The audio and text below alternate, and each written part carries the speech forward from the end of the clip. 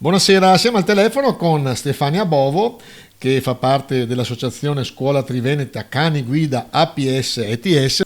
E perché ne parliamo? Perché domenica c'è stata la donazione di 3 cani guida a 3 persone non vedenti e ci facciamo spiegare a Stefania cosa è successo domenica e poi magari proviamo a capire un po' cosa succede per l'istruzione di questi cani che sono fondamentali per le persone non vedenti. Domenica abbiamo appunto realizzato questo evento pubblico cerimoniale di donazione di 3 cani guida, che è la fine di un lungo percorso che un cane affronta per diventare cane guida, che poi viene donato appunto alle persone non vedenti.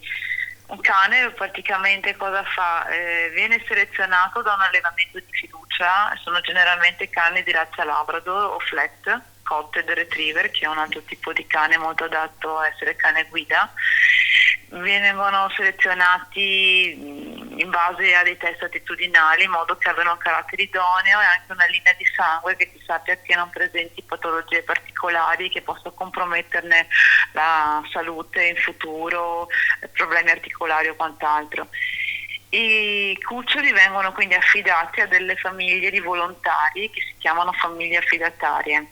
Queste famiglie affidatarie chiedono di essere tali alla nostra scuola e quindi di prendersi cura del cucciolo per un anno.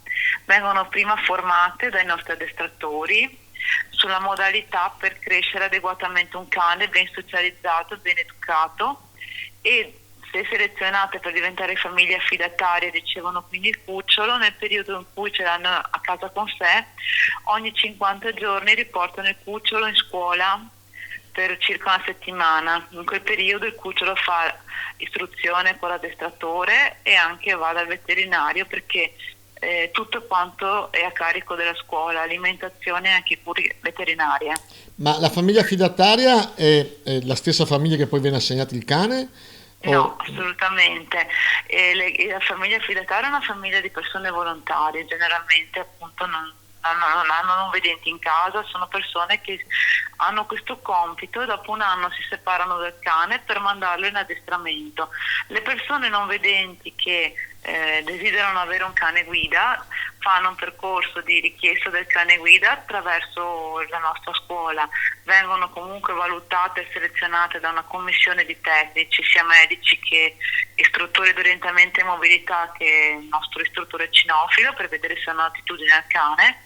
Se vengono ritenute idonee vengono messe in lista d'attesa, ma non è mai la stessa persona che cresce il cane che poi lo riceve, è un percorso diverso. Se una persona non vedente fa fatica a fare la socializzazione nella stessa maniera in cui la fa una famiglia normale, ecco, diciamoci così. Il cane poi viene assegnato attraverso anche l'ULS, chi è l'ente? Magari, Ah no? sì. Quindi è a pagamento, No, cioè, è a pagamento no, per quanto riguarda no, il... non è a pagamento. Allora, la scuola si prende carico tutta la spesa completa, perché compresi i 8 mesi circa di addestramento del cane, una volta che ha quindi circa un anno e mezzo va in addestramento, quindi viene consegnato 2 anni, sono 2 anni di crescita cane addestramento, si va sui 15.000 euro. Ma è tutta una cifra che viene sostenuta dalla scuola. Come associazione di promozione sociale, quindi viviamo di beneficenza, del 5 per 1000, di donazioni di persone che ci conoscono, aziende. Cerchiamo di partecipare a dei bandi di concorso regionali, ma pubblici non c'è niente. Quanti cani distribuite in un anno voi? Secondo delle nostre capacità economiche facciamo un po' una stima, però mettiamo 6 o 8 cani all'anno, ecco. E col 5 per 1000 riuscite a ottenere buoni finanziamenti? Siamo partiti da poco, perché dal 2020 che siamo col 5 per 1000, quindi qualcosina sta migliorando anno dopo anno, però sì, è sempre bene promuoverlo.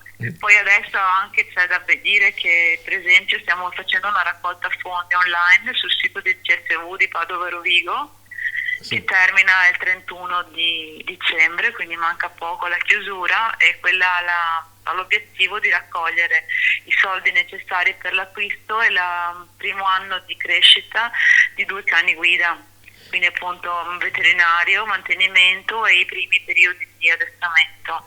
Manca poco per raggiungere la meta, ma non l'abbiamo ancora raggiunta, quindi... Se qualcuno volesse saperne di più, avete un sito internet, avete una pagina Facebook nei social? Abbiamo tutto, abbiamo il sito internet che è www.scolatrivenetacaniguida.com e poi abbiamo la pagina Facebook, sempre il nostro nome, Scuola Triveneta Cani Guida APS, Instagram, TikTok, YouTube, abbiamo tutto. Stefania, io la ringrazio naturalmente per la disponibilità, speriamo di aiutarvi per far conoscere questa vostra associazione che decisamente certo. è indispensabile per chi ha problemi di vista, sì. che non è non vedente. Anche perché sono poche le scuole in Italia che consegnano cani guida, c'è Milano, c'è Firenze, c'è Messina e poi ci siamo noi. Quindi non è da dire che non ci sia lista d'attesa, anzi ce n'è, e se riusciamo a portarla avanti riusciamo anche un po' a soddisfare le esigenze delle persone magari del territorio che invece di dover andare lontano per ricevere un cane guida possono restare qui in zona.